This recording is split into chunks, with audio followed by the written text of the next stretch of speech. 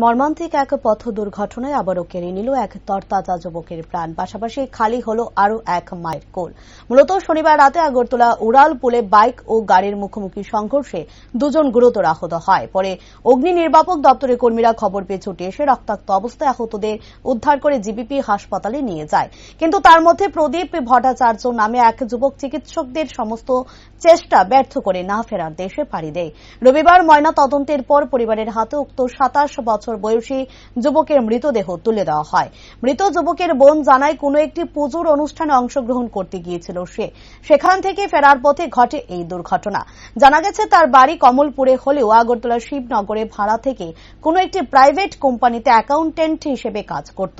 বর্তমানে মৃত যুবকের পরিবারে বোন এবং মা রয়েছে। আর এই ঘটনায় স্বাভাবিকভাবেই গভীর শোকের ছায়া নেমে আসে গোটা পরিবারের উপর।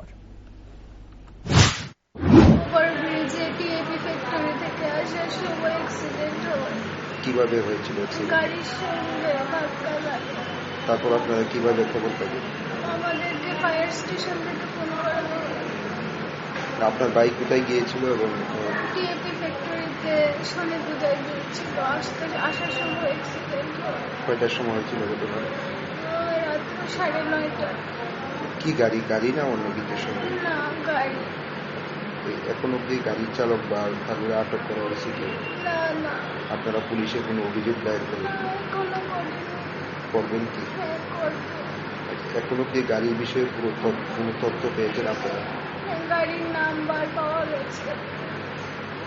আপনারা পরে কিভাবে খবর পেলেন যে আপনার বাইরে জীবিত নিয়ে আসা হয়েছে? আমাদেরকে ফায়ার স্টেশন থেকে, থানা থেকে ফোন করা হয়। তারপর ফায়ার স্টেশন থেকে ফোন করা হয়। তারপরে আমরা জীবিত আসি। সে কি দেখলেন? আপনার বাইরে কি অবস্থা? আমরা তো দেখতে পারিনি, আমাদেরকে তো দেখতে দেয়নি। তারপরে রাত 1টার সময় জানতে পারি। ভাইয়ের নামটা কি? বয়স কত? 27 বছর। বাড়ি